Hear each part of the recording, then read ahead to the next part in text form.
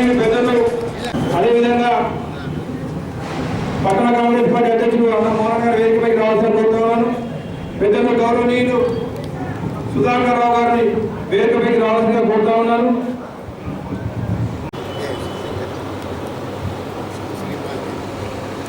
దీపాల్ రెడ్డి గారు వేదికపైకి రావాల్సిన కోరుతున్నాను.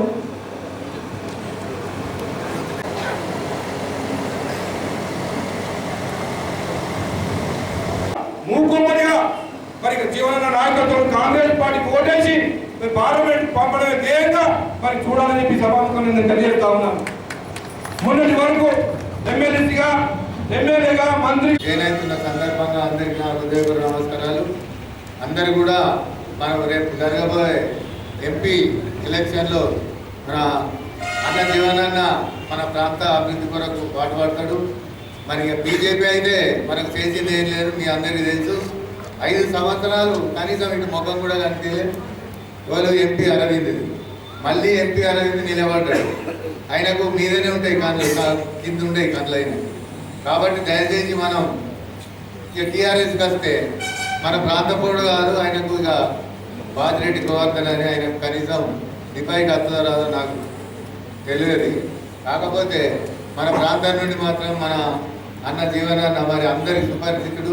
ప్రొద్దున లేవగానే 6 గంటలకు అందరికి ఎవరికి ఏ ఆపద అయినా కూడా వచ్చి బాబు నేనున్నాను, మీకు ఏ ఆపద ఉన్నా తప్పకుండా నెరవేరుస్తానని మాట ఇస్తాడు. కాబట్టి మరి మీ అందరికీ తెలుసు, నేను కూడా దాదాపు 28 సంవత్సరాలు కాంగ్రెస్లోనే పనిచేసిన అన్న జీవనాన్న ఆధ్వర్యంలో. మరి మొన్న అనుకోకుండా ఒక 3 సంవత్సరాలు టీఆర్ఎస్లో ఉన్నా. మళ్ళీ నాకు అట్లా మంచిగా అనిపించలే. రెండవది ఆడ లీడర్షిప్లో కూడా అక్కడ లీడర్ వేసి అక్కడ మీద నుంచి కింది దాకా కూడా ఎవరిని పట్టించుకునే మానవుడు లేడు. కాబట్టి ఆ టీఆర్ఎస్ విరక్తి చెంది మళ్ళీ జీవనన్న దగ్గరనే ఆ అవకాశం ఇవ్వాలని కోరితే జీవనన్న గారు మరి అందరం కలిసి పనిచేసుకుందాం, మీరు కూడా నాకు సహకరించాలని చెప్పడం జరిగింది. తప్పకుండా వారి కొరకు 6 నిమిషాలు రాత్రి పగలను కూడా కష్టపడి పెద్ద మెజార్టీ మన జగిత్యాల ప్రాంతం దాదాపు 70,000 మెజార్టీ రావాలి. ఇంతకుముందు బై ఎలక్షన్లు 65 వచ్చేది, ఇప్పుడు 70 రావాలి. అందరం కలిసి పనిచేయాలని మన కార్యకర్తలకు అందరికీ కూడా, మీ కార్యకర్తలే మరి పొద్దుగాల ఉండి పనిచేసుకోవచ్చు. మా శ్రీవారు కూడా ఉంటాడు, ఇప్పుడు యూత్ మా దామోదర్ వీళ్ళందరూ కూడా మరి అందరం కలిసి పనిచేసుకుంటాం. అక్షిపూర్ గ్రామంలో దాదాపు 90% మరి ఓటు తెస్తామని మనవి చేస్తూ, ఇంకా వివిధ గ్రామాలలో కూడా అందరం కలిసికట్టుగా పనిచేయాలని మనవి చేస్తున్నాను. మరి రేపు జరగబోయే ఎలక్షన్లో మాత్రం ఎట్టి పరిస్థితుల్లో జీవనాన్ని గెలిపించుకుంటే మన ప్రాంతం అభివృద్ధి అవుతుంది. మరి అన్ని పదవులు దాదాపు మంత్రి, ఎమ్మెల్సీ, ఎమ్మెల్యే అన్నీ చేసారు. ఈ ఎంపీకి మాత్రం తప్పకుండా మనం గెలిపించి మనం ఢిల్లీకి పంపాలని మనవి చేస్తూ ఈ అవకాశం కల్పించిన మా సోదరులందరూ, ముఖ్యంగా గతంలో తెలంగాణ చెప్పినట్టుగా మేము అందరం కాంగ్రెస్లో ఉండేది. ఒక 30-35 సంవత్సరాలు కాన్స్టిట్యున్సీ అభివృద్ధిలో కానీ, మా రాయకల్ మండల అభివృద్ధిలో కానీ, ముఖ్యంగా మా కుమ్మరిపల్లి గ్రామ అభివృద్ధిలో జీవనన్న గారిని పెట్టింది పేరని చెప్పక తప్పదు. మా ఊరికి ఒక రోడ్డు కావాలంటే కూడా మొరం పోయించలేనటువంటి పరిస్థితిలో ఆర్ఎండ్బి మంత్రిగా ఒక 10 మంది వచ్చి అడిగితే 1 కోటి రూపాయలు 2008లో 1 కోటి రూపాయలు పెట్టి ఒక రోడ్డు నిర్మించినటువంటి ఘనత జీవనన్న గారిది. ఆ రకంగా మా ఊర్లో ప్రతి చిన్న సమస్య, ఎన్నో సమస్యలు పరిష్కరించి, నీటి సమస్య కానీ, రైతుల సమస్యలు కానీ, ఏ చిన్న సమస్య ఉన్నా మా ఊరికి వచ్చి రాయగల్ పోతుంటే కుమ్మరిపల్లిలో ఆగి మా ఊర్లో ఎవరు కలిసినా వాళ్ళతో మాట్లాడి మా సమస్యలు తెలుసుకొని పరిష్కరించినటువంటి అన్నగారిని వదిలిపెట్టి పోయినందుకు చాలా బాధ అనిపించింది. కాబట్టి తిరిగి వారి నాయకత్వంలో పనిచేయాలని రావడం జరుగుతుంది. వారు ఈరోజు నిలబడినటువంటి ఎంపీ అభ్యర్థుల్లో చెప్పక తప్పదు. సీనియర్ నాయకులు, అనుభవం ఉన్న నాయకులు, ప్రజల కొరకే సేవ చేస్తూ నా చివరి రక్త బొట్టు కూడా ప్రజల కొరకే అంకితము, నేను చివరి క్షణం వరకు కూడా నేను పనిచేస్తానని చెప్పినటువంటి రోజులు ఎన్నో ఉన్నాయి. వారు ఇప్పుడు అదే మాట మీద ఉన్నారు.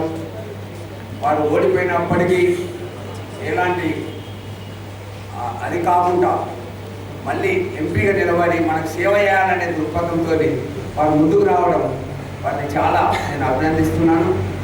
గతంలో లాగానే వారు కూడా మమ్మల్ని చూసి అదే పద్ధతిలో పనిచేస్తామనే నమ్మకంతో మీ దగ్గరికి వచ్చినాం.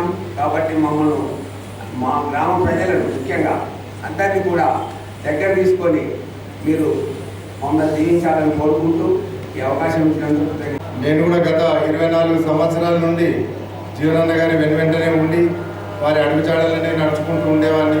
కానీ ఈ మధ్య 2-3 ఏళ్ళకి ఆచారం దయ్యాలు గుతాలు అటు ఇటు పట్టకపోతే అటు ఇటు గోడైంది.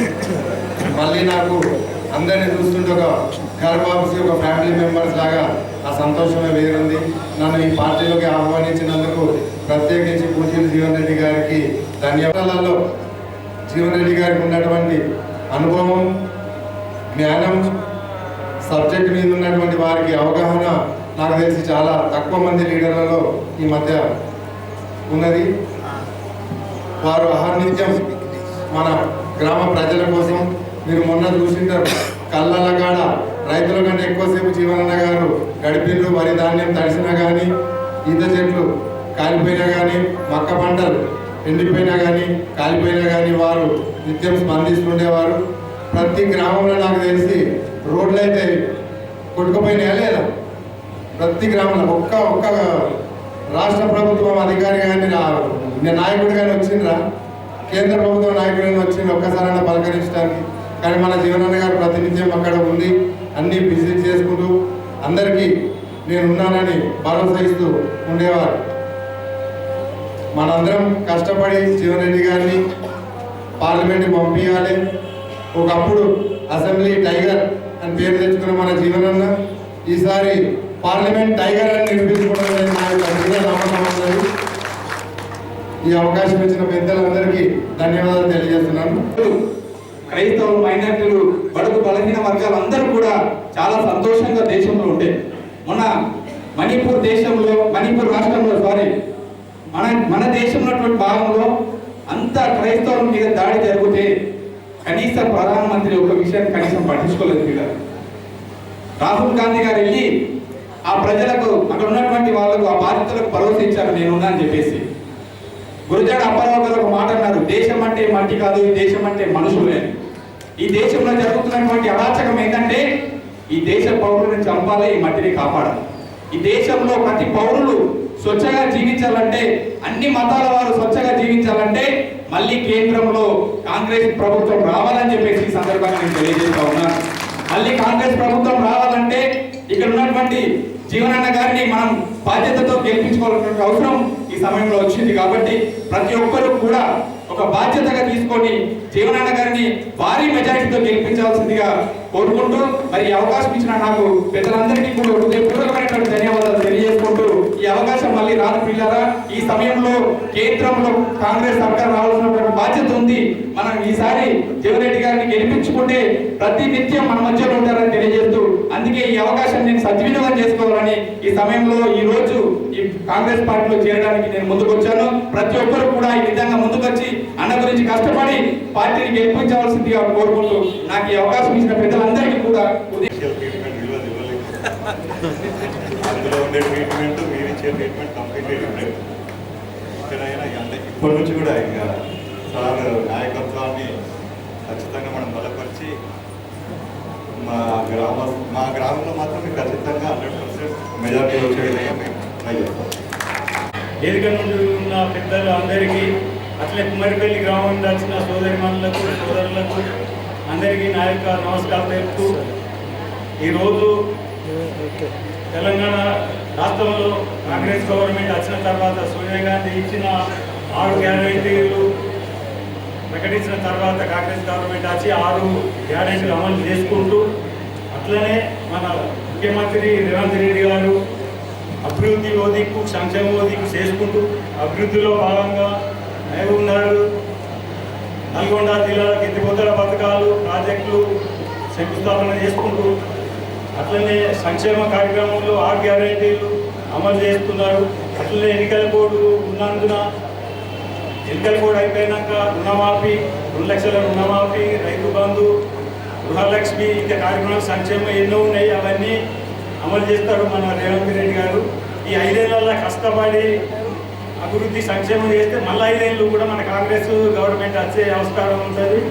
అట్లే మనం కూడా ఇప్పుడు మన అన్న జీవనాన్న గవర్నమెంట్ అభ్యర్థి ఉన్నారు కాబట్టి మనం అందరం ఎంతో కష్టపడి భారీ మెజారిటీ తీసుకొచ్చే అవసరం ఉంటుంది.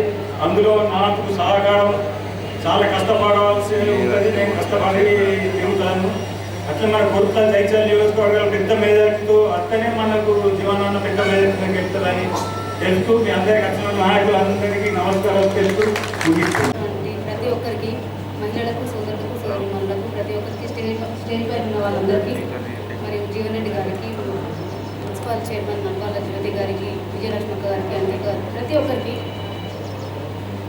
నేను మాట్లాడేదంటే ఏదైనా మనం అంటే ఏదైనా వర్క్ ఇచ్చేటప్పుడు కానీ ఏది ఇచ్చేటప్పుడు కానీ అనుభవం ఉన్న వాళ్ళకి మనం ఇవ్వాలనుకుంటాం. కాబట్టి అనుభవంతో కూడిన వాళ్ళకు ఓటేస్తే మన ఓటు అనేది వృధా కాదు.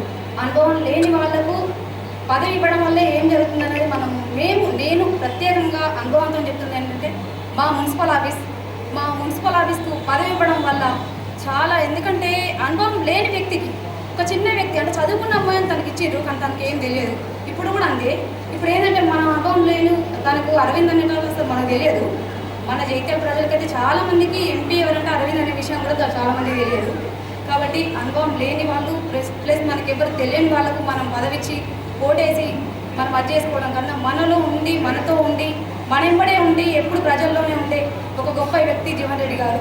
తనకు ఓటు వేసి మన ఓటు వృధా చేసుకోకుండా మనతో పాటు ఇంకో 10 మందిని కూడా ఓటు వేసి మనం కృషి చేయాలి, జీవనాన్ని గెలిపించుకోవాలి. ఈ అవకాశం ఇచ్చినటువంటి జీవనన్న గారికి మరియు మా సోదరులందరికీ ముఖ్యంగా ఈరోజు టీఆర్ఎస్ పార్టీ నుండి మన కాంగ్రెస్ పార్టీలో అందరూ చేరుకోవడం జరుగుతుంది. అంటే ఇప్పుడు ప్రభుత్వము వచ్చింది కాబట్టి ఏదైనా మన పని కావాలన్నా, ఏ అవసరాలైనా ఏవైనా కావాలని అది ఉంటుంది కాబట్టి అందరూ ఇక్కడ ఈ పార్టీ చేరడం జరుగుతుంది. ముఖ్యంగా మన ఎమ్మెల్సీ ఇప్పుడు జీవన్ రెడ్డి గారి పార్లమెంట్ అభ్యర్థిగా ఉన్నారు కాబట్టి ఖచ్చితంగా గెలిపించుకోవాల్సిన అవసరం మనకుంది. ఎందుకంటే ఇప్పుడు మనకు బీజేపీ పార్టీ ఇప్పుడు ప్రస్తుతం పోటీ ఎక్కడుంది? మనకు బీజేపీకి ఉన్న, కాంగ్రెస్కి మాత్రమే ఉంది. టీఆర్ఎస్ అనే పార్టీ కూడా ఇప్పుడు పోటీ అనేది లేదు. ఈ బీజేపీ అభ్యర్థి ఎంపీ అరవింద్ గారు మనకు ఎంపీగా గెలిచినప్పటి నుంచి మన జగిత్యాలకి ఎన్ని సార్లు వచ్చారో ఎవరికైనా ఉందా? కనీసం ఈ 5 ఏళ్లలో కనీసం ఒక 7 సార్లే రావడం జరిగింది. అది కూడా ఎవరికి కూడా పరిచయం లేదు. ఇప్పుడు ఇక్కడ ఉన్నటువంటి ప్రచారం చేస్తున్నటువంటి బీజేపీ వాళ్ళు కూడా ఏమని చేస్తున్నారు? అభ్యర్థి ముఖ్యం కాదంట, మోడీ అంట. ఇప్పుడు మనకు కావాల్సింది మోడీ కాదు కదా. ఇప్పుడు ఏమైనా అవసరం వచ్చినప్పుడు మనం మోడీ దగ్గరికి వెళ్తామా? ఎక్కడికి వెళ్తాం? ఇక్కడ ఉన్నటువంటి గెలిస్తే అభ్యర్థి దగ్గరికి వెళ్ళడం జరుగుతుంది. మోడీ అనేది ఇప్పుడు వాళ్ళు ఏం చెప్పాలి? గత 10 ఏళ్ల నుంచి బీజేపీ వాళ్ళు కూడా 10 ఏళ్లలో ఏం చేశామని చెప్పాలి, ఏం అభివృద్ధి జరిగిందని చెప్పాలి. కానీ మనకు వాళ్ళు ఒక్కటైతే చెప్తున్నారా ఈ అభివృద్ధి జరిగిందని? గతంలో ఉన్నటువంటి కాంగ్రెస్ పార్టీ ప్రాజెక్టులు కట్టారు, విద్యా సంస్థలు కట్టారు, ఎయిమ్స్ కట్టారు, అవన్నీ కట్టింది చెప్తుంది. కానీ బీజేపీ వాళ్ళు ఏం చెప్పట్లేదు. కారణం వాళ్ళు అభివృద్ధి చేయలేదు కాబట్టి ఏం చెప్తలేదు. ఏమనంటే హిందుత్వం అంటున్నారు. మనం ఇప్పుడు కాదు కదా హిందువులము, మన పుట్టుకనే హిందుత్వం కదా. ఇప్పుడు హిందుత్వం మీద వాళ్ళు ఓట్లు అడుగుతున్నారు. అంటే కారణం వాళ్ళు అభివృద్ధి లేదు కాబట్టి హిందుత్వాన్ని అడ్డం పెట్టుకుంటున్నారు. కాబట్టి ముఖ్యంగా మహిళలు, అమ్మ మీరు బిడి చేసుకుంటూ అందరూ సాయంత్రం కూడా అందరూ ఒక దగ్గర కూర్చుని ముచ్చట్లు పెట్టుకుంటారు. ఏమని? ఇట్లా మనం ఏం జరుగుతుందని. నిత్యావసర సరుకులు, ముఖ్యంగా కాంగ్రెస్ పార్టీ వస్తే నిత్యావసర సరుకులు అన్ని ధరలు తగ్గుతాయి. ఇదే ఆలోచించుకోండి. వాళ్ళకి ఎవరు ఏం చెప్పినా వినకుండా ఈసారి కాంగ్రెస్ పార్టీకి ఓటేయండి. గతంలో కూడా మొన్న కూడా రాష్ట్రం అంతా నమ్మింది కాంగ్రెస్ అధికారంలో వస్తుందంటే, రాష్ట్రం అంతా నమ్మింది కానీ ఒక జగిత్యాల ప్రజలు మాత్రమే నమ్మలేదు. ఈసారి కూడా ఖచ్చితంగా కేంద్రంలో కూడా కాంగ్రెస్ పార్టీ వస్తుంది. నమ్మండి. నమ్మి అందరూ మీరు కూడా, మహిళలు కూడా అందరికి చెప్పండి. మనకి కాంగ్రెస్ పార్టీ వస్తే కూడా ఇప్పుడు మన రాష్ట్ర ప్రభుత్వం తెచ్చినటువంటి పథకాలు, సిలిండర్ అనేది అమ్మ మనకి 1200 ఉండే, దాన్ని మనకి ఇప్పుడు ప్రభుత్వం రాగానే మనకి ఎంతకు వస్తుంది? 500కు వస్తుంది. అంటే ప్రతి నెల ఒక ఎంత 700 రూపాయలు మనకు ఆదా అవుతుంది. సంవత్సరంలో 8400 రూపాయలు ఆదా అవుతున్నాయి. ఉచిత కరెంటు కూడా అప్పుడున్న కాంగ్రెస్ పార్టీ గతంలో ఓన్లీ రైతులకే ఉచిత కరెంట్ ఇచ్చింది. కానీ మన కాంగ్రెస్ ప్రభుత్వం ఇప్పుడు వచ్చినాక ఇంటింటి కరెంటు ఉచితంగా ఇస్తుంది. అంటే 200 యూనిట్లు కాల్చుకున్న వారందరికీ ఉచితంగా అందరికీ వచ్చింది. మొన్న నెలలో, పోయిన నెలలో వచ్చింది. ఇప్పుడు కూడా కంటిన్యూ అవుతుంది. అంటే ప్రతి నెలలో, ప్రతి సంవత్సరానికి మహిళలకు అవసరాలు ఏ విధంగా తీరుతున్నాయి ఒకటి ఆలోచించుకోండి. ఈసారి ఎవరు వచ్చినా కానీ ఎవరి మాట వినకుండా కాంగ్రెస్ పార్టీకి చేతి గుర్తుకు ఓటేసి ఖచ్చితంగా జీవన్ రెడ్డిని ఎంపీ అభ్యర్థిగా పార్లమెంటుగా పంపించాల్సిన బాధ్యత మనది. ఖచ్చితంగా ఈసారి కలిసికట్టుగా పనిచేసి ఎంపీగా గెలిపించాలని కోరుచున్నాను. గత ఎలక్షన్లో అరవింద్ అన్నను ఒకసారి ఎంపీగా గెలిపించిన తర్వాత మన జగిత్యాల ప్రాంతానికి ఎన్ని వేల కోట్ల నిధులు తీసుకొచ్చిండు, ఏమి అభివృద్ధి చేసిండు అది ఒకసారి మనం గుర్తు చేసుకోవాలి. అదే 40 సంవత్సరాలు మనతో పాటు ఉంటూ ఓడిన గెలిచిన కష్ట సుఖాలలో మనతోడు ఉన్నటువంటి నాయకుడు మన జీవనన్న. ఇవాళ మన పార్లమెంట్ అభ్యర్థి ప్రకటన అయిన తర్వాత కనీసం ఒక 10 సార్లు నిజామాబాద్ పోయి రావడం జరిగింది. అదేవిధంగా మరి ఇప్పుడు మన పోటీ చేస్తున్నటువంటి బీజేపీ అభ్యర్థి ఒకసారి చచ్చిపోయిండు. అంటే ఇవాళ ప్రజల సమస్యలు ఎప్పటికప్పుడు తెలుసుకునే నాయకుడు మన జీవనన్న.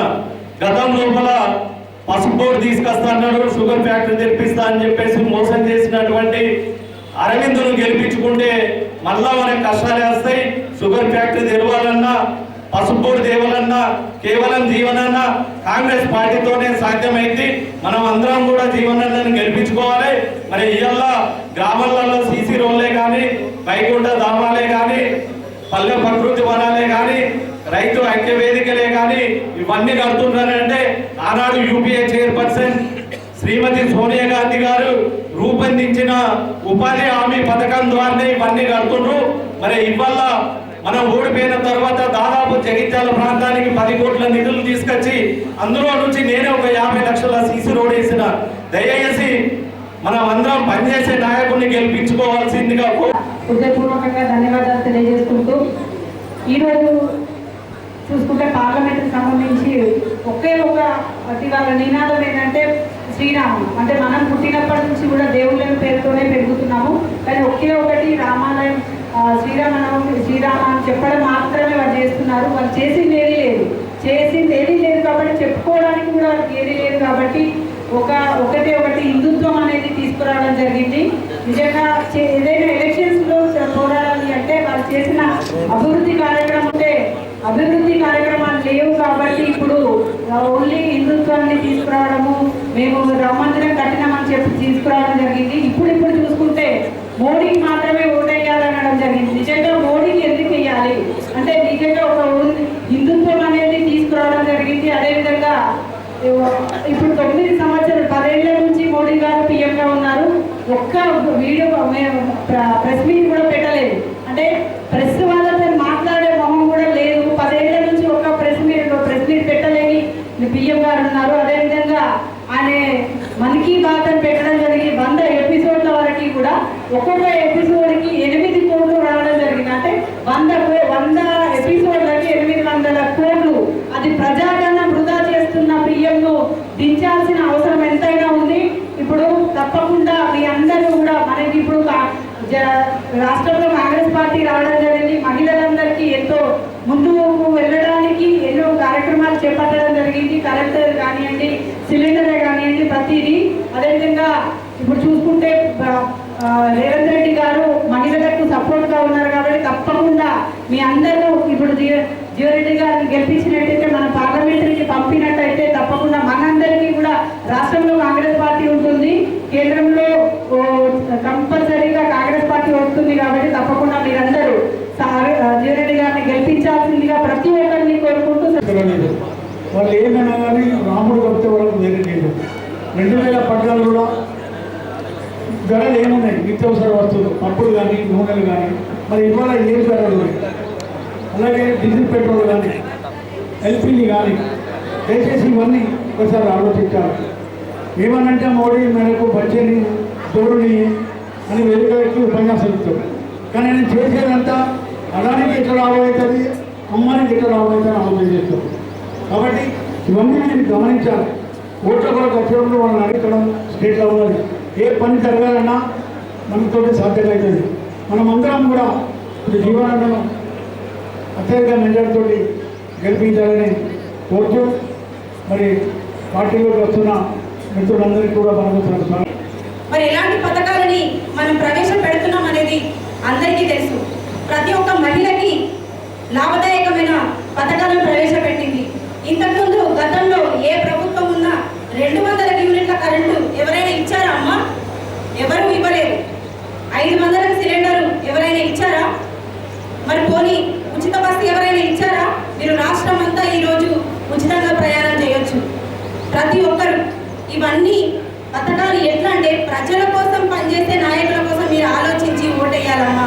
ఎందుకంటే ఈ ప్రభుత్వం ఏదైతుందో మన ప్రజల కోసం మాత్రమే ఆలోచిస్తుంది. పేద ప్రజల కోసం పనిచేసే ప్రభుత్వం కాబట్టి ప్రతి ఒక్కరికి నేను వినియోగం చేసుకుంటున్నాను. ఏంటి అని అంటే ప్రతి ఒక్కరికి ప్రభుత్వం గురించి ఆలోచించండి. ఈరోజు నాకు అండగా నిలవాలనే భావన తలంపుతోని కాంగ్రెస్ లో చేరడానికి ముందు వచ్చిన సందర్భంగా మిమ్మల్ని హృదయపూర్వకంగా కాంగ్రెస్ పార్టీలోకి ఆహ్వానిస్తూ అంటే ఒక విధంగా మీరు పార్టీలో చేరుతున్న మిత్రులందరూ కూడా నాకు అత్యంత ఆప్తులు, మా కుటుంబానికి ఆప్తులు, అత్యంత సన్నిహితులు చెప్పండి. ఇవ్వలేదు ప్రజా జీవితంలో కొన్ని సందర్భాలల్లో భిన్నాభిప్రాయం వ్యక్తం కావడం సహజం చెప్పండి. నాకు ఇప్పటికి గుర్తుంది 2018 ఎన్నికల కంటే ముందు మిత్రులు వెళ్ళారనే కానీ నారాయణ ఎన్నికలతో మాట్లాడి అన్న పరిస్థితులు ఏదైతుందో కొంత భిన్నంగా కనబడుతున్నాయి, మనకు ప్రతికూలంగా కనబడుతున్నాయి, మనం ఎంత మంచిగా కానీ ఎన్నికల్లో గెలవడం అనేది ఏదైతుందో మనకి ఇబ్బందిగా కనబడుతుంది. వారు చెప్పిన అంటే వారు ఏ పరిస్థితిలో పార్టీ మారాలనే ఆలోచన తలంపు వారికి వచ్చింది కూడా చెప్పిందే చెప్పండి. అంటే ఒక స్థాయిలో వారు నాతో కూడా అన్నాను మేం పార్టీ మారనే కాదన్నా మీరు కూడా పార్టీ మారితే బాగుంటుందని చెప్పి నాతో కూడా చెప్పాను. ఇది వాస్తవం చెప్పండి. సరే అన్నా నేను జీవితంలో అన్నీ చూసి నాకు ఇంతకంటే చూసేది ఏం లేదు. సరే గెలుపు ఓటమి అనేది అదృష్టం ఎట్లుండగట్టు అవుతుంది. నాకు కాంగ్రెస్ పార్టీ అన్ని ఇచ్చింది. ఈ స్థాయిలో ఏదైతుందో నేను ఏదో ఎన్నికలకు గెలుపుకో నేను పార్టీ మారడం అంటే సమంజసం కాదు అని చెప్పాను. సరే వాళ్ళు మాత్రం ఏదైతుందో ప్రజాభిప్రాయానికి అనుగుణంగా అంటే ప్రజా నాడి పసిగట్టడం లోపల ఏదైతుందో వారు ఎల్లారెడ్డి గారు కానీ సుధాకర్ రావు భక్తుడు శైలేందర్ గారు అందరికీ నా మీద అభిమానం మా కుటుంబానికి ఆపునే చెప్పంటున్నాను. మరి ఎక్కడ ఏ పార్టీలో ఉన్నా కానీ ఏదైతుందో వ్యక్తిగతంగా ఏదైతుందో నా మీరు కోరేటటువంటి ఒక కుటుంబ సభ్యులు చెప్పాలి. 2018లో నేను ఆశించిన పెద్ద పొందలేదు. నేను 2019లో ఏదైతుందో శాస్త్ర మండలి పోటీ చేసే అవకాశం వచ్చింది. పట్టభద్రుల నియోజకవర్గం కలిసి శాస్త్ర మండలి పోటీ చేసే అవకాశం వచ్చింది. వారు ఎక్కడున్నా కానీ ఏదైతుందో వారికి ఉన్నటువంటి అవకాశాన్ని ఏ పార్టీలో ఉన్నప్పటికీ కూడా ఏదైతుందో నా విజయాన్ని కాంక్షించే విధంగా నన్ను సంప్రదించిందని చెప్పండి. ఆనాడు ఏదైతుందో నా గెలుపు అంటే నేను కాంగ్రెస్ పార్టీ అభ్యర్థిగా గెలవడం సాధ్యమేది కాదు. రాజకీయాలకు అతీతంగా ఏదైతుందో ఈ ప్రాంత వాసులందరూ కూడా యావత్ ఉత్తర తెలంగాణ ప్రాంతం చెప్పట్టు నేను పట్టభద్రులు, ఉద్యోగస్తులు, ఉపాధ్యాయ సోదరులు, నిరుద్యోగ యువత, విద్యార్థులు ఒక ప్రశ్నించే గొంతుగా ఏదైతుందో ప్రభుత్వాన్ని స్పందింపజేయడానికి ఇటువంటి నాయకులు ఉంటే బాగుంటుందని చెప్పిన భావనతో మనకు అండగా జరిగిందని చెప్పండి. ఒక విధంగా రాజకీయంగా పునర్జన్మ చెప్పండి. నేను పట్టభద్రుల నియోజకవర్గానికి ఎంపీ కావటం అనేది నాకు రాజకీయ పునర్జన్మ చెప్పండి. నేను ఇలా కాంగ్రెస్ పార్టీలో ఈ గుర్తుకు లభించిందని చెప్పంటే అంటే 2018 ఎన్నికల్లో చాలా ఎన్నికలు పెడతారు. తదుపరి అసలు కాంగ్రెస్ పార్టీ తిరిగి పునరు జీవితం అవుతుంది గుర్తులే చెప్పంటున్నా. ఆ పట్ల అనుకుంటే దాని తదుపరి వచ్చిన మొట్టమొదటి ఎన్నిక శాస్త్ర మండలి ఎన్నిక అని చెప్పంటున్నా. నేను గెలిచి రావడంతో కొంచెం మా లోపల కొంత మనలో తేడా వచ్చింది. అప్పుడు ఏదైతుందో మిత్రుడు రేవంత్ రెడ్డి గారు అప్పటికి శాసనసభ ఆయన కూడా ఆశించిన పెద్ద పొందలేకపోయిందని చెప్పంటున్నాను. నేను వెంకటరెడ్డి గారు కూడా ఆశించిన పెద్ద పొందలేకపోయిందని చెప్పంటున్నాను. నేను ఉత్తమ్ రెడ్డి గారు శాసనసభ గెలిచిన కానీ ఏదైతున్నదో నల్గొండ గారి పార్లమెంట్ సభ్యులు పోటీ చేయడానికి అభ్యర్థిత్వం భావన ఏదైతుందో ముగ్గురు పోటీ చేసి గెలిచిందని చెప్పారు. అంటే కాంగ్రెస్ పార్టీ పునః జీవితం కావడానికి ఏదైతుందో మన శాసన మండలి ఎన్నిక అనేది తొలి అడుగు అని చెప్పంటున్నాం. ఆ తొలి అడుగుతో ఏదైతుందో కాంగ్రెస్ పార్టీ పునః జీవితం కావడానికి ఈరోజు రాష్ట్రంలో కాంగ్రెస్ పార్టీ ప్రభుత్వం అధికారాన్ని రావడానికి బాట వేయడం జరిగిందని చెప్పండి. దయచేసి వాళ్ళు ఏదైతున్నదో నేను పార్లమెంట్ సభ్యుడిగా పోటీ చేయడం అంటే మన శాసన ఎన్నికల్లో నేను ఆశించిన పెద్ద పొందలేకపోతే 3% ఎన్నికలు ఆశించిన పెద్ద పొందగలిగినట్టయితే నాకు ఈ పరిస్థితి ఉత్పన్నం కాకపోతుంటే నాకు అవసరం లేకుండా పోతుంది. మిత్రులు అందరూ కూడా చెప్పండి. నేను కాంగ్రెస్ పార్టీ నుంచి ఏది ఏదైతుందో నేను ఏదో వ్యక్తిగత స్వార్థంతో చెప్పి నేను భావించాలని చెప్పాను. మా మిత్రుడు, మా కుటుంబ సభ్యుడు, మా ఆప్తుడు, ఇంతకాలం మాకు అందుబాటులో ఉన్నటువంటి నాయకుడు ఏదైతుందో, ప్రజా జీవితంలో ఇబ్బందుల్లో ఉన్నాడు, కష్టాల్లో ఉన్నాడు, ఎదురీతి ఇదుతున్నాడు, ఆయనకు అండగా నిలబడాలని భావన తలపుతో ఏదైతుందో నువ్వు నాకు అండగా నిలబడాలని జరుగుతుంది చెప్తున్నాను. దయచేసిగా చెప్పంటున్నాను, ప్రజా జీవితం అనేది ఒక విధంగా ఒక అదృష్టం లాంటిదని చెప్పంటున్నాను. అందరికీ రావాలంటే కలిసి రాలేదు, అందరికి రావాలంటే కలిసి రాదు. కానీ లభించినటువంటి యొక్క ఈ ప్రజా జీవితంలో చేసిన సేవలు నీ జీవితకాలం నిలబడతాయని చెప్పాను. నా సుదీర్ఘ ప్రజా జీవితం 4 దశాబ్దాలు చెప్పండి. నేను మరి 4 దశాబ్దాల కాలంలో అనేక ఒడిదుడుకులు చూసింది, అనేక ఒడిదుడుకులు చూసిన చెప్పండి నేను. కానీ ప్రజల్లో ఏదైతుందో ఒక స్థిరమైనటువంటి నాయకుడు నిలబడిపోయినని చెప్పాను, ఒక స్థిరమైన నాయకుడు నిలబడిపోయినని చెప్పండి. ప్రజా జీవితంలో 2 రకాల మనకు ప్రాధాన్యత ఉంటాయని చెప్పండి. ఒకటి వ్యక్తిగతంగా అందరినీ స్వార్థ ప్రయోజనం చెప్పినా సొంత పద్ధతి ఇస్తామని ప్రధానమని చెప్పండి. నీ వ్యక్తిగత లాభం మూలకూర్చేటువంటి కార్యక్రమాలకు నువ్వు ప్రాధాన్యత ఇవ్వకుండా ప్రజా ప్రయోజనాలు ప్రాధాన్యత ఇచ్చినట్టయితే నీ ప్రాంతానికి నువ్వు చేయలేని పని అంటూ ఉండదు చెప్పండి. ముందు మన ప్రాధాన్యత ఎంచుకోవాలి, ముందు మన ప్రాధాన్యత ఎంచుకోవాలని చెప్పంటున్నా. ఏ ముఖ్యమంత్రి ఎన్టీ రామారావు గారు సన్నిహితంగా పనిచేసి, నేను విజయభాస్కర్ గారి సన్నిహితంగా పనిచేసిన, రాజశేఖర్ గారి సన్నిహితంగా పనిచేసిన, ఇవాళ రేవంత్ రెడ్డి గారు కూడా సన్నిహితంగా ఉన్నా చెప్పండి. రేవంత్ రెడ్డి గారి సన్నిహితం ఉండి కూడా చెప్పండి. నేను ఇప్పుడు మా మిత్రుడు మహేష్ పేర్కొన్నాడు, మన జగిత్యాల రూరల్ మండలం కానీ జగిత్యాల మున్సిపల్ కానీ వాటిలో ఈ 2 స్థానాలు కూడా బలహీన వర్గాలకు రిజర్వ్ చేయబడ్డ స్థానాలు చెప్పండి. మళ్ళీ స్థానిక సంస్థల ఎన్నికలు నింపబడితే 2 స్థానాలు బలహీన వర్గాలకు కేటాయింపు చేయబడే అవకాశం లేదు. మళ్ళీ ఏ చంద్రులకు వస్తాయా లేక ఇతరులకు ఎవరికి వస్తాయో తెలియదు చెప్పంటున్నాను. మరి అటువంటి బలహీన వర్గాలకు కేటాయింపు చేయబడిన స్థానాలు బలహీన వర్గాలకే భర్తీ చేయించవలసినటువంటి ఆవశ్యకత ఉన్నది. దాన్ని కొన్ని చట్టంలో ఉన్న లొసుగులు సరిచేయాలి. ఆ చట్టంలో లొసుగులను ఏదైతే సరిచేయడానికి ప్రభుత్వ దృష్టికి తీసుకెళ్ళాలి. ప్రభుత్వం అంటే ఎవరు? సంబంధిత మంత్రి, సంబంధిత ముఖ్యమంత్రి. ఆ సంబంధిత మంత్రి గారి దృష్టికి, ముఖ్యమంత్రి గారి దృష్టికి తీసుకెళ్ళడం లోపల నువ్వు చొరవ చూపెట్టు. నువ్వు చొరవ చూపెట్టడం లోపల ఏదైతుందో మరి నువ్వు కారణం ఏ విధంగా అవుతుందని చెప్పంటే నేను ఇది ఎవడైతే రాజ్యం పోయింది, ఎవరికి రాజ్యం పోయింది, ఈడుంటేదా ఆడుంటేదా వచ్చేది ఉందా? అది నిర్లక్ష్యం కావచ్చు. ఇది ప్రజా ప్రయోజనాలు బలహీన వాళ్ళకి సంబంధించిన అంశం చెప్పంటు నేను వ్యక్తిగతంగా కొరిగేది ఏం లేదు. ఇట్లా నేను ప్రాధాన్యత చెప్పంటున్నాను. వాళ్ళు నిర్లక్ష్యం చేసింది. నేను శాసనసభ్యుడికి ఎంపిక కాలేకపోయినప్పటికీ కూడా నా ప్రాధాన్యత బలహీన వర్గాలకు రాజ్యాంగం కల్పించిన హక్కులను నిలబెట్టడం ఎదుగుతున్నా. నేను ముఖ్యమంత్రి గారితో చర్చించి ఆయన ఆశ్చర్యపోయాడు. అసలు ఆయన కూడా కొంతసేపు గారికి అర్థం కాదు ఇది ఏంటి అని చెప్పాను. It's not that easy. నేను అంటే వ్యక్తిగతంగా నేను లా పట్ల, చట్టం పట్ల అవగాహన ఉంది కాబట్టి నేను పరిశీలించిన చెప్పండి. సంబంధిత సెక్రటరీ పిలిచి జీవన్ రెడ్డి గారిని సూచిస్తూ అది ఏంటో చూడలేకపోతుగా నిజంగా చెప్పండి. నేను ఆయన 10 నిమిషాలు సంజాయించిన ఈయన ఆయన ఇది వాస్తవం ఏదైతుంది, ఈ చట్టంలో రుసుముతో ఏదైతుందో మొత్తం రాష్ట్రంలో బలహీన వర్గాలకు అన్యాయం జరుగుతుంది. వాళ్ళు లభించాల్సినట్టుగా అవకాశం హక్కులు కోల్పోతున్నారు. కల్పింపజేసే బాధ్యత మన మీద ఉన్నది. గత ప్రభుత్వం నిర్లక్ష్యం చేసింది. వీళ్ళు మనం చేస్తే బలహీన వర్గాలను హక్కులు కల్పించే ప్రభుత్వం ఏదైతుందో మనం మంచి పేరుస్తుంది. ఆ విధంగా చట్టాన్ని మార్పు చేయించింది. నేను చట్టం మార్పు చేయించినాడు ఏదైతుందో కాంగ్రెస్ పార్టీ అభ్యర్థులు చేసే అవకాశం లేదు. వీళ్ళ మహేష్ ఏదైతుందో ఆయన టీఆర్ఎస్, ఆయన ఇవాళ ఏదైతుందో ఆయనకు లభించాల్సినటువంటి అవకాశం హక్కులు కల్పింపజేసినటువంటి అభిమానంతో ఏదైతుందో నా మద్దతు నిలవడానికి వచ్చింది.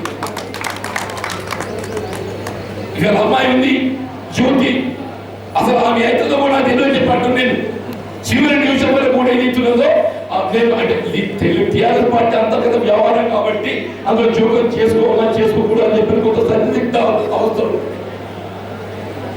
కానీ ఎప్పుడైతే నేను అధికారిక టీఆర్ఎస్ పార్టీ అభ్యర్థిగా ఒకరిని ప్రకటిస్తున్నారో ఆ అభ్యర్థిని ఏదైతే విభేదించే సంఖ్య with in the political party వాళ్ళకు ఎక్కువ ఉన్నారు కాబట్టి ఏదైతే ఉందో వై నాట్ సెలెక్ట్ స్టెప్ అని చెప్పి నేను తీసుకున్నాను. ప్రజాజీవితం ఇంతకంటే ఏం కావాలి, ప్రజాజీవితం ఇంతకంటే ఏం కావాలని చెప్పట్టు నేను ప్రజాజీవితం ఏదైతుందో ప్రజాసభల పరిష్కారం కొరకు నిలబడి పనిచేయడమే ప్రధానమని చెప్పట్టు. రాజకీయంగా ఏదైతుందో అప్పుడు ఎంపీ నాలుగు అవకాశాలు వచ్చినాయి. నేను నిజామాబాద్ పోయినానని చెప్పండి, మీరు ఆశ్చర్యపోతారు. అక్కడ మహిళా డిగ్రీ కళాశాల లేదు. నిజామాబాద్ ఉమ్మడి జిల్లా కేంద్రం నిజామాబాద్ ప్రభుత్వ పరంగా మహిళా డిగ్రీ కళాశాల ఏమంటుంది. మనము జగిత్యాల డివిజన్ కేంద్రంగా ఉండాలి. ఇవాళ కాదు ఆయన, ఇవాళ జగిత్యాల జిల్లా అయింది.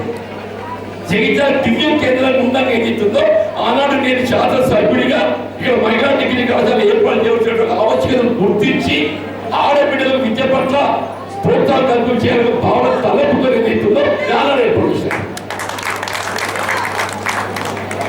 నిజామాబాద్ సాంకేతిక విద్యా కళాశాల ఇంజనీరింగ్ కళాశాల రియల్ షాకింగ్ చెప్పండి. నేను ఉమ్మడి జిల్లా నిజామాబాద్ అంతా పెద్ద జిల్లా. మనం జగిత్యాల ఏదైతుందో 2006లో జేఎన్టీ కళాశాల ఏర్పాటు చేసుకుంది. 2006లో చెప్పండి నేను నిజామాబాద్ కేంద్రంలో ప్రభుత్వ పరంగా ఏదైతుందో ఇంజనీరింగ్ కళాశాల లేదు, ఉమెన్ డిగ్రీ కళాశాల లేదు. నిన్నటి దాకా ఏదో తెలంగాణ రాష్ట్రం ఏర్పడ్డది, టీఆర్ఎస్ ప్రభుత్వ అధికారం ఉన్నది. మరి కవిత గారు అయితే ఏదైతుందో ఒక ఆడబిడ్డ స్వయంగా ముఖ్యమంత్రి గారి తనయ్య, ఆమె తలుచుకుంటే మహిళా డిగ్రీ కళాశాల ఏర్పాటు చేయడం సమస్య కాదని చెప్పండి నేను. కానీ ఆమెకి ఏదైతుందో దాని పట్ల దృష్టి లేదు, ఆలోచన లేదు. మా మిత్రుడు అరవింద్ గారు పార్లమెంట్ సభ్యుడు ఏంటని చెప్పండి నేను. వీళ్ళ మోడీ గారి యొక్క ఆలోచన ఏంటి? బేటీ పఢాओ బేటీ బచాओ, बेटी बचाओ बेटी पढ़ाओ. मैं अगर बेटी पढ़ाओ की बात कर रहा हूँ, मैं बेटी पढ़ाओ की बात कर रहा हूँ. मैं నిజామాబాద్ ఏదైతుందో వరంగల్ తర్వాత అతిపెద్ద పట్టణం. నిజామాబాద్ అనేది వరంగల్ తర్వాత తెలంగాణ ప్రాంతంలో అతిపెద్ద పట్టణం. నిజామాబాద్ తర్వాత కార్పొరేషన్ గా రూపుదిద్దుకుంది. కరీంనగర్ ఏదైతుందో నిజామాబాద్ తర్వాత కార్పొరేషన్ రూపుదిద్దుకుందని చెప్పాలి. ఇవాళ కరీంనగర్ స్మార్ట్ సిటీ అయింది, నిజామాబాద్ స్మార్ట్ సిటీ ఎంపీ కాలేదు. కరీంనగర్ స్మార్ట్ సిటీ ఎంపిక అయింది. ఏదైనా ఒక నగరం ఏదైతుందో పట్టణ స్మార్ట్ సిటీ ఎంపిక అయితే కేంద్రం వెళ్ళి కానీ రాష్ట్రం వెళ్ళి కానీ మీకు వచ్చే అవకాశం ఉంటుంది. నేను అడుగుతున్నాను మిత్రుడు అరవింద్ గారిని, నిజామాబాద్ ఏదైతుందో వైశాల్యంలో కానీ జనాభాలో కానీ హౌస్ హోల్డ్స్ లో కానీ నగర ఆదాయంలో కానీ కరీంనగర్ గడ్డ మిన్న. మరి కరీంనగర్ స్మార్ట్ సిటీ ఎట్లయింది, నిజామాబాద్ ఎందుకు రూపుదిద్దుకోలేదు చెప్పండి. అంటే ఇదేంటి? ప్రజాప్రతినిధి యొక్క బాధ్యత, ఆయన బాధ్యత కర్తవ్య నిర్వహణలో దేనికి ప్రాధాన్యత ఇస్తున్నారనే దానికి కొన్ని ఉదాహరణ చెప్తున్నాను చెప్పండి. ఒక్కొక్క అంశం చెప్పాలని చెప్పారంటే నాకు వచ్చిన అవకాశాలు నాకు నేను ఆరోగ్య మంత్రి అయింది. మిత్రులు అడిగినాడు కూడా ప్రతి ఊరికి రోడ్ వేసింది. అందరూ ఆశ్చర్యపోయారు, విజయంలో మామూలు రోడ్ అంట. హర్జీపూర్ హర్జీపూర్ ఏంటి ఈ హనుమాన్పేట కళ్ళపల్లి బాడపల్లి అని చెప్పంటున్నా. పూర్వనేతోడి ఇట్లుంది రోడ్ అట్లుంది రోడ్ అని ఎటువంటి రోడ్ వాళ్ళకి అవసరం. ఇక ఈ ఊరు నర్సింగాపూర్ మంజపల్లి ఉంది, వాడు 4 ఏళ్ళు తీసిపోయేస్తే వాళ్ళ ఊరు తోలే వాళ్ళు తెలియకపోయి చెప్పండి. కానీ రోడ్లు వేసినవి చెప్పండి. ఇప్పటి నర్సింగాపూర్ మంజపల్లి నాకే తోగుతుంది కదా, అన్ని రోడ్లు వేసుకున్నావు చెప్పంటున్నా. మా మిత్రుడు రాజేంద్రుడు చెప్పంటున్నా, చెల్లపల్లికి రోడ్ వేసుకున్నావు చెప్పంటున్నా, నేను దేహంగాడి రోడ్ వేసుకున్నావు చెప్పంటున్నా, చిత్తపడి రోడ్ వేసుకున్నావు చెప్పంటున్నా. అంటే పని చేయాలని ఆలోచన తలంపు కావాలని చెప్పంటున్నా. జగిత్యాల బైపాస్ రోడ్ అనుకున్నారా ఎవడన్నా? ఇలా మనం ఏదైతుందో ఇలా నర్సింగాపూర్ మూత మీదకి వెళ్ళి ఇలా ధర్మూరు అంతర్గామ మీదకి వెళ్ళి తాటిపల్లి దాకా బైపాస్ చేసుకునే అవకాశం ఉంటుందని భావించినానే. నేను స్టడీ చేసింది. నేను భూసేకరణ సమస్య తలెత్తకుండా, భూసేకరణ ప్రధానమైనటువంటి ఒక మనకు ఇబ్బంది. ఏ రోడ్డు వేయాలన్నా భూమి కోల్పోయేటోడికి కొంత ఏదైతుందో ఆందోళన ఉంటుంది. కెనాల్ భూమి సేకరణ చేయబడి ఉన్నది. ఆ కెనాల్ అనుసంధానంగా రోడ్డు వేసినట్టయితే భూసేకరణ సమస్య అనేది లేకుండా రోడ్డు వేసే అవకాశం ఉంటుందని చెప్పని తిప్పల పెరిగిన ప్రోగ్రామ్ ఏదైతుందో రోడ్ వేసుకుంటున్నాం. నేను కాంగ్రెస్ తెలంగాణ కోపం కొద్ది టీడీపీలో వీడు వచ్చి మమ్మల్ని బతికిస్తారా అని చెప్పాలి. అరే బట్ న్యాచురల్ లీడర్షిప్ అని చెప్పంటున్నాను. లీడర్షిప్ కూడా ఏం నేను ఆడే కాంగ్రెస్ టికెట్ ఎత్తుకున్నాడు, ఎవరు మమ్మల్ని ఎగవిస్తాడని చెప్పని ఏదైతుందో అప్పుడు మొత్తానికి అంత టీడీపీ ఏదైతుందో అని ఇది ఇట్లా మళ్ళీ రాజకీయం వచ్చిన వాళ్ళ పక్కన కోటు కొనుక్కున్నా మళ్ళీ కోటు కొనుక్కున్నా అందరూ ఆ వీడియో మంత్రి దిగైతే మళ్ళీ మున్సిపల్ కూడా వాకాలు చెప్తుండే చెప్తాను మళ్ళీ వాకాలు పెట్టారు. అప్పుడు ప్రేమ్ కుమార్ రెడ్డి కమిషనర్, రాజేశ్వర గౌడ్ గారు మంత్రి, ఎమ్మెల్యేకి మంత్రి అని చెప్పారు. ఏదైతే గార్డెన్ అడుగుకెళ్ళి ఏదైతుందో ఇక్కడ మాస్టర్ ప్లాన్ ఏదైతుందో ఇక్కడ మాస్టర్ ప్లాన్ రోడ్డు తెచ్చిన అడుగుకెళ్ళి వాడు ప్రేమ్ కుమార్ కమిషన్ చేసి మొత్తం కనీలు మంత్రి ఇక్కడికి వెళ్ళాక కనీలు వస్తే వీళ్ళందరూ పాపం అమాయకులు తలా 4 గుంటలు 5 గుంటలు గుంట 2 గుంటలు ఇంత కోసం వీటి అంతా నాయబ్రాహ్మణులు.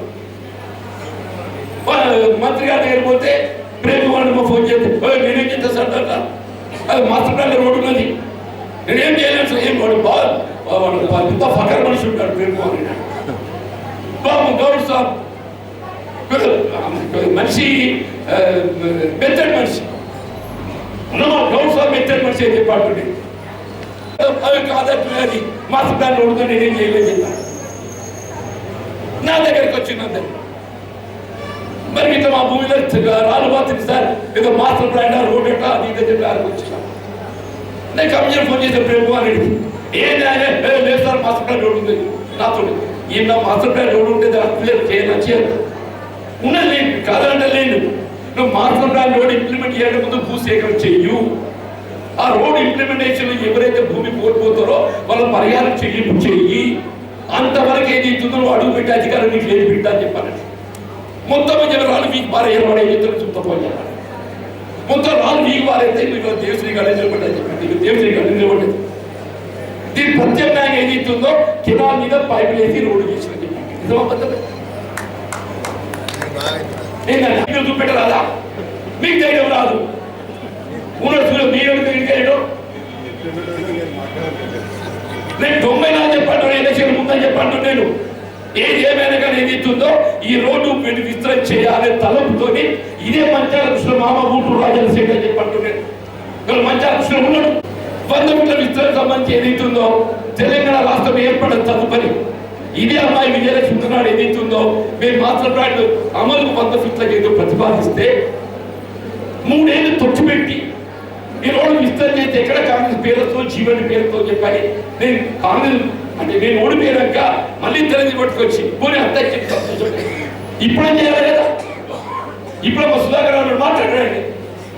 ఎందుకు మాట్లాడదు? నేను ఉన్నప్పుడు మాట్లాడు తప్పనే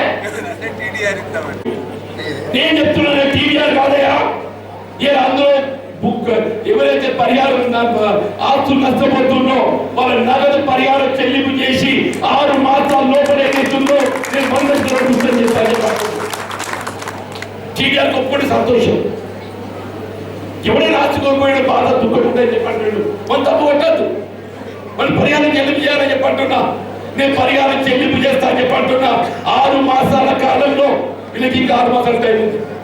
నేను మళ్ళీ మున్సిపల్ చైర్మన్ ఎన్నిక వచ్చే లోపు ఏదైతుందో 50 రోడ్డు 100 ఫీట్ల విస్తరణ చేయించి అందులో ఆస్తులు కోల్పోయిన నగదు పరిహారం ఇస్తా చెప్పంటున్నాను. ఇది పనితనం ఇది పనితనం అని చెప్పండి. ఏదైనా కానియమా అని చెప్పంటు నేను ఇలా మన రాష్ట్రంలో ఏదైతుందో రైతాంగానికి ఎస్ఆర్పి కాలనీలమ్మా ఇలా ప్రాజెక్టు గురించి మాట్లాడుతున్నారు. నా చిన్నప్పుడు చెప్పండి నేను ఈ పాత బస్ స్టాండ్ ఎవరికి నీళ్ళ కలవ వచ్చినా అయితే మా ఇంటి గతులు ఈ 2 నీళ్ళ బాగా చెప్పండి. మొత్తం హోటల్ ఇక్కడికి మోసుకోపోతున్నారు. ఇదే పోతకెళ్ళి గొల్లు వాళ్ళు పాలు పోసడానికి వస్తే పాలు పోసినాక ఆ హోటల్ ఏదో ఎక్కి చేయించుకుంటారు. వాళ్ళకి టిఫిన్ పెట్టుకో చాయ్ పెట్టుకో చెప్పని మెప్పి చేయించుకుందో ఆ బోలు కనుక్కి ఈ నీళ్ళు పోసడానికి వాళ్ళు పెట్టుకొని చెప్పండి. నువ్వు కొలిపోతుంది ఎవరు నిర్మాణం చేసిందే వాళ్ళ ప్రాంతం అంతా సత్యజామమైందని ఎట్లయిందని చెప్పంటు నేను. కాంగ్రెస్ పార్టీ చేసింది ఎవరు చేసిందని చెప్పంటు నేను. కాలువ సౌకర్యం లేని వాళ్ళకి సాగుని సౌకర్యం లేని వాళ్ళకి ఏదైతుందో ఉచితంగా విద్యుత్ సౌకర్యం కల్పించే తలంపు మొత్తం దేశంలో అంటున్న దేశంలో ఆ ఉమ్మడి రాష్ట్రంలో కాంగ్రెస్ ప్రభుత్వం ఆలోచించింది. వైఎస్ రాజశేఖర రెడ్డి గారు ముఖ్యమంత్రిగా వారు ముఖ్యమంత్రి బాధ్యత చేపట్టదు 2004 ఆరంభంలో చెప్పట్టు నేను ఉచిత విద్యుత్పై తొలి సంతకం చేసిన ఘనత కాంగ్రెస్ పార్టీ వైఎస్ రాజశేఖర ఇలా అమలవుతుంది, కొనసాగుతుందంటూ నేను మా ఆడబిడ్డలు 200 యూనిట్లకు ఉచిత విద్యుత్ గృహావసరాలు దేశంలో కలిగే తల్లి కేవలం కాంగ్రెస్ పార్టీ రాష్ట్రాలలో మాత్రమే ఉందని చెప్పండి. మా మిత్రులు బీజేపీ అరవింద్ గారు అంటారు కదా, నేను ఆ విధానం చెప్తున్నాను, కాంగ్రెస్ పార్టీ విధానం చెప్తున్నాను. రైతాంగానికి ఏదైతుందో ప్రాజెక్టుల ద్వారా త్రాగునీటి సరఫరాతో పాటుగా ప్రాజెక్టుల ద్వారా నీటి సరఫరా అందింప చేయలేని ప్రాంతాలు ఎక్కడున్నా కానీ ఉచితంగా విద్యుత్ సరఫరా కల్పింప చేయడం కాంగ్రెస్ పార్టీ లక్ష్యం చెప్పండి. నువ్వు ఎప్పుడు ఏజెండా గృహవసరాలు 200 యూనిట్ల వరకు ఏది ఇస్తుందో ఉచిత విద్యుత్ కల్పింప చేయడం కాంగ్రెస్ పార్టీ కావచ్చు విధానం చెప్పంటున్నావు. నువ్వు చెప్పు నీ ఏజెండా. రైతాంగాన్ని రుణమాఫీ చేస్తా అని చెప్పంటున్నా, నువ్వు చెప్పు నీ ఏజెండా. కనీస మద్దతు ధరలు చట్టబద్ధ కల్పిస్తా అని చెప్పంటున్నావు, నువ్వు చెప్పు నీ ఏజెండా. నేను రైతాంగ రుణమాఫీ చేస్తా అని చెప్పంటే రైతు రుణమాఫీ చేస్తే సోమరిపోతాయి. అదే పెట్టుబడిదారులు అదాని అమ్మాయి మాఫీ చేస్తే వాడు సోమరిపోతున్నారు. అదే వీళ్ళు కేవలం 10ల సంఖ్యలో పెట్టుబడిదారులు ఎన్పిఏ అకౌంట్ నెపంతో ఏదైతుందో 16 లక్షల కోట్లు వీళ్ళ రుణ రికవరీ నిధులు నిలిపివేసింది మోడీ ప్రభుత్వం చెప్పండి. 16 లక్షల కోట్లు మొత్తం రైతాంగాన్ని మాఫీ చేస్తే 2 లక్షల కోట్లు కాంగ్రెస్ పార్టీ మాఫీ చేస్తా చెప్పండి. మేము ఆనాడు 89లో మాఫీ చేసినాం. ₹1,00,000 వరకు ఏదైతే రైతాంగానికి ఏకముక్త రుణమాఫీ చేసిన పార్టీ ఘనత కేవలం కాంగ్రెస్ పార్టీదని చెప్పండి. వీళ్ళ మిత్రుడు శైలేందర్ బీజేపీ రాష్ట్ర సభ్యుడు చూసి ఇదేంద్రనియావా నేను పల్లెటూరుని ఎద్దు వ్యవసాయం చేసుకుని బతికేటోని డాక్టర్ను పల్లెటూరు రైతులకు జవాబు చెప్పాలని చెప్పేద్దా. నీ ఆలోచన విధానం రైతాంగానికి వ్యతిరేకంగా ఏమని జవాబు చెప్తే చెప్పి నాకు. ఇలా గ్రామీణ ప్రాంతంలో మా ఆడబిడ్డలు ఏది ఇస్తుందో పని లేని సమయంలో పనిగిపోతూ ఉపాధ్యాయులు పథకాన్ని ప్రవేశపెట్టింది కాంగ్రెస్ పార్టీ చెప్పండి. ఇవాళ దాని నిధులు గత సంవత్సరం 72,000 కోట్లు ఉంటే ఈ 24-20 సంవత్సరానికి 60,000 కోట్లు తగ్గించారు. 12,000 కోట్లు తగ్గించిందని చెప్పడం బడ్జెట్. కాంగ్రెస్ చెప్తున్నా నేను గ్రామీణ ప్రాంతంలో ఉన్న ఆడబిడ్డలు మీ పని లేని సమయంలో పనిపోతే సర్కారు పనిపోతే మీకు రోజుకు 400 రూపాయలు ఇచ్చే బాధ్యత నాది తల్లి. 400 అంటున్నాను చెప్పండి మీకు చెప్పండి. నేను అడుగు అరవింద్ నువ్వు చెప్పవా అంటున్నాను.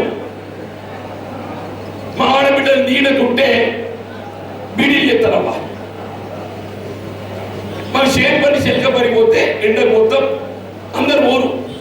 కొంత కాంతాల పనులు పోతారు, మా దళితులు పోతారు, మా పద్మశాలి బిడ్డలు ఏది ఇస్తుందో వాళ్ళు ఎండ ఓర్చుకొని నీడ కూర్చొని చేస్తాం.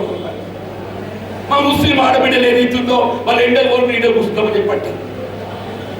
ఎండ బట్టలు ఎవరు కాంతాల పూర ఎండపోతున్నాం. మా ఎస్సీలు దళితులు ఎండపోతున్నామని చెప్పండి.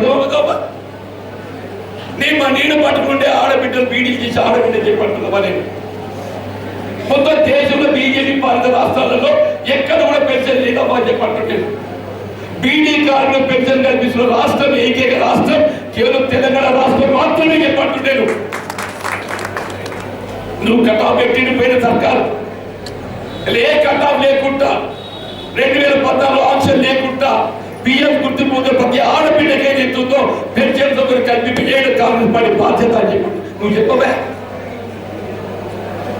నువ్వు చెప్పంటా. నేనేమంటాను 3 పార్టీల విధానాల ముందు పెట్టండి. మా పాత్రియ సోదరులు నేను విజ్ఞప్తి చేస్తున్నాను సవినయంగా.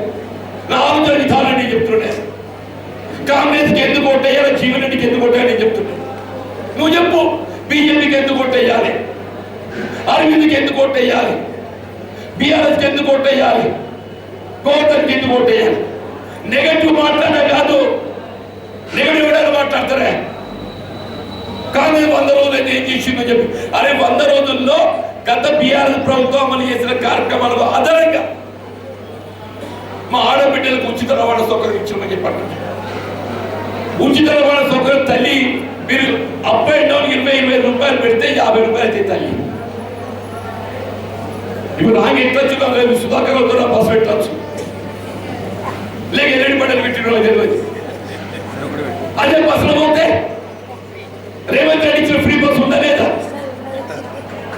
ఈ త్వర పెట్టకుండా పటేలు పెట్టకుండా కానీ మన సర్కారు మీద బస్సు అయితే ఉచితంగా ఉందా లేదా?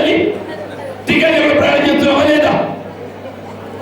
రోజు 50 రూపాయలు అంటే నెలకి 20 ప్రయాణాలే, 20 50 ఎంత అయితే 1000 రూపాయలు, నెలకు 1000 రూపాయలు. తల్లి నీ బిడ్డలు చదువుకుంటున్నావు, 5 ఏళ్ళ పిల్ల పడిపోతుందంటే ఆ అమ్మాయికి ఏది ఇచ్చిందో బస్ కిరాయి కావాలి, ట్రాన్స్పోర్ట్ ఫెసిలిటీ కావాలి.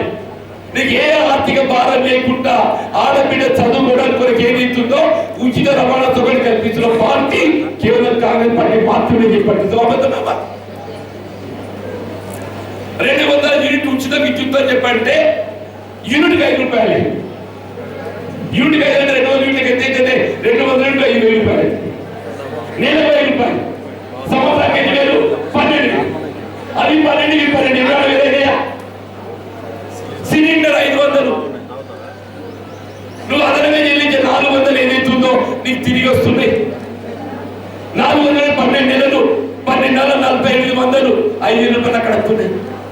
12 20,000 ఉన్నాయి, 29,000.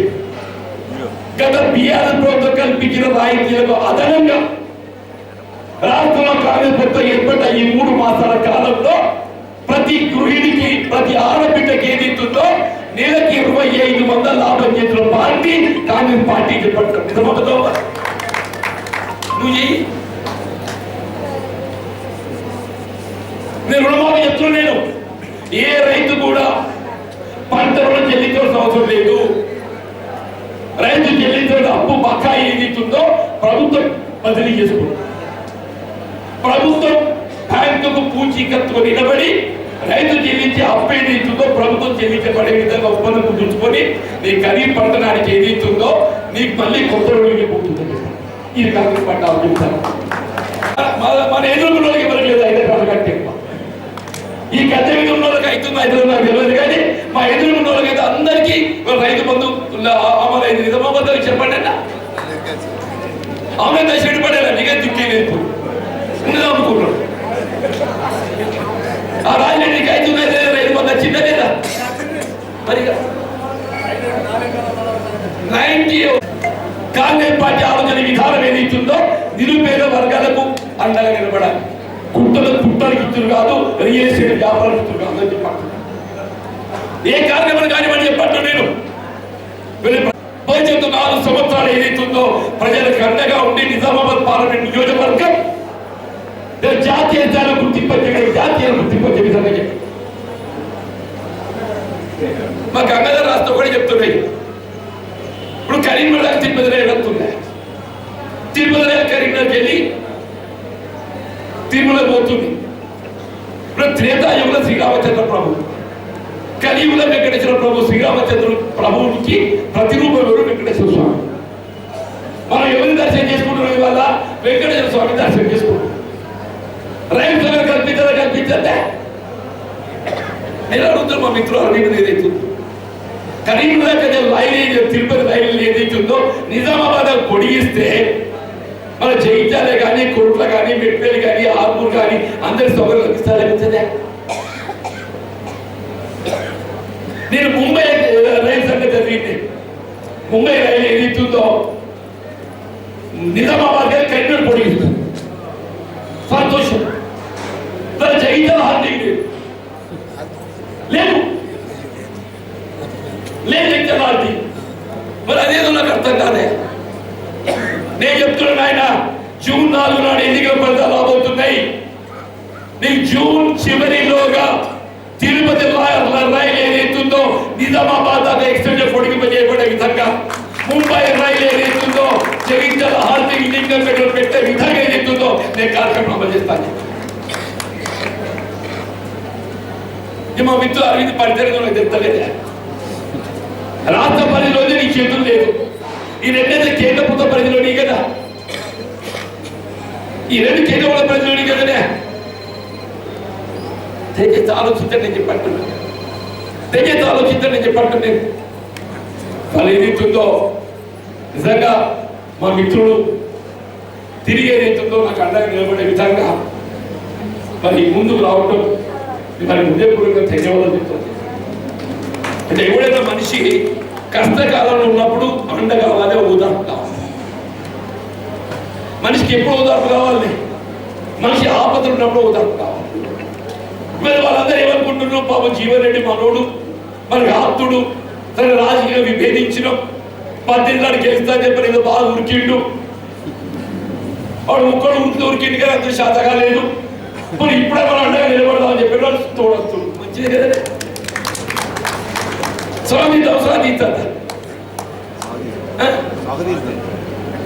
దయచేసి అందరూ కూడా కలిసి పని చేద్దాం. ఎవరి బాధ్యత పాల్గొంటుంది. రాజకీయ 2 రకాలు. ఒకటి క్రమశిక్షణ, రెండోది ప్రజా నాడి పసిగట్టడం. ఒకటి క్రమశిక్షణ, గెలుపు ఓటమికి సంబంధం లేకుండా పార్టీ క్రమశిక్షణ. రెండోది ప్రజా నాడి పసిగట్టడం. ఇప్పుడు ప్రజాభిప్రాయం తీర్పు ఏదైతుందో భిన్నంగా రాబోతుందో తెలిసినప్పుడు ఏదైతుందో మన క్రమశిక్షణ చెప్తుంది. నాలాంటి వాడు అయితే అన్ని చూసినా ఇలా ప్రజలు ఎట్టుంటే ఉందిరా మొండినే కొట్టాడుతా చెప్పి కొట్టాడుతుంది. వీళ్ళేది ప్రజాభిప్రాయాన్ని ప్రజా నాడిని పసిగడుతుందని చెప్పారు. ప్రజా నాడిని పసిగట్టి ఏదైతుందో ప్రజా నాడి ఏదైతుందో ఏ ఉద్యమ ఆకాంక్ష నెరవేర్చాలని మీరు భావించిండ్రో ఆ ఉద్యమ ఆకాంక్ష నెరవేర్చడం లోపల ఏదైతుందో కేసీఆర్ వైఫల్యం చెందిండు. కేవలం కుటుంబ ప్రయోజనాలు మాత్రమే ప్రాధాన్యత ఇచ్చిండు. ఇవాళ ఏదైతుందో కుటుంబ ప్రయోజనాలు కాదు, ఈ రాష్ట్ర ప్రయోజనాలను పాటుపడే ఒక రాజకీయ పార్టీ కాంగ్రెస్ పార్టీ భావంతో నింపుతో కాంగ్రెస్ పార్టీ. దయచేసి మా మిత్రులకు మరొకసారి ధన్యవాదాలు చెప్తూ, మరి ఆడబిడ్డలు నిజంగా మీకు అందరికీ ఉండబెడుతుంటాలి. అందరు మీ చేతుల్లో బతుకు. అందరూ మగోడు తాగి తడిపో ఆఖరికి తేలాంటి వెళ్తారు. మీరు తాగరు తడపరు. ఓటు మాత్రం చక్కగా ఉన్న ఊరు చూడున్నామా, ఉన్న ఊరు నుండి ఆపద సంపదలు అక్కడికి చూడు. ఏం చూస్తారు?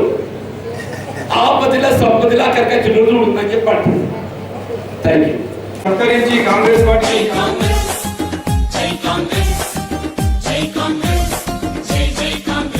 పేదింటివాడు మెచ్చింది, గొప్పింటివాడు నచ్చింది, తెల్ల సంకెళ్లను తెంచింది, స్వాతంత్ర్యాన్ని తెచ్చింది.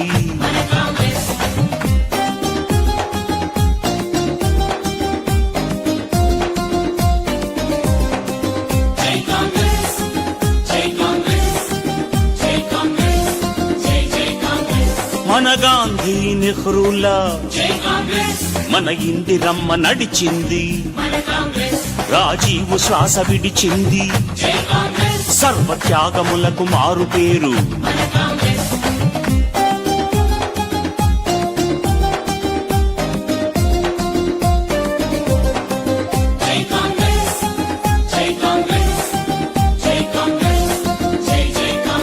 మనకు మహామహులనిచ్చింది, మన దేశమంతా మెచ్చింది, ప్రాజెక్టులన్నీ కట్టింది, పల్లె రూపురేఖ మార్చింది.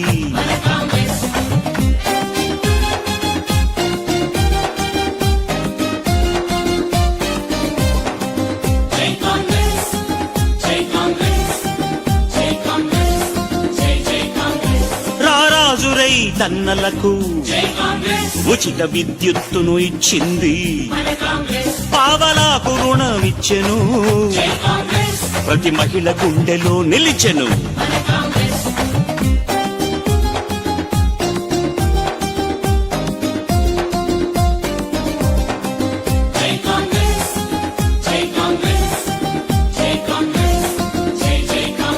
పేద వృద్ధులకు పెన్షన్ ఇచ్చి వాళ్ళ చిరునవ్వై వెలిగింది, ప్రమాదంలో రక్షించి ఆరోగ్యశ్రీని ఇచ్చింది.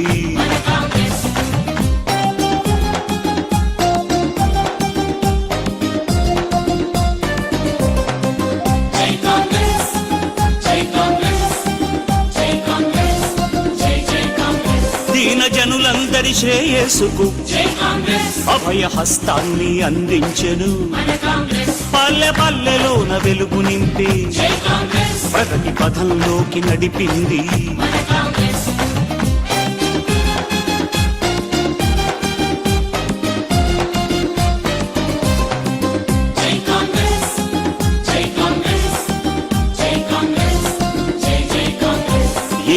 ఇంగ్లీషు బడులు తెరిచింది, ఉచితంగా పెద్ద చదువులిచ్చే యువతరాన్ని మేలు కొల్పింది, ఉద్యోగ శ్రేణి చాటింది, ముసలవ్వ కలలు పండించి కొడుకై పెన్షన్ ఇచ్చింది, రేషన్ షాపులు తెరిచింది, 2 రూపాయలకే బియ్యం.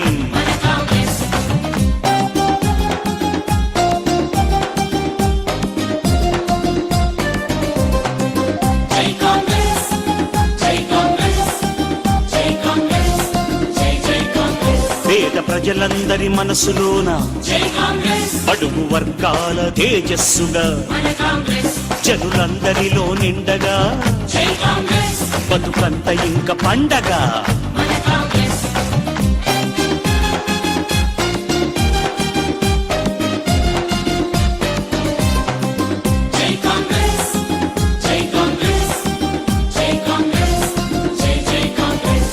దేశానికే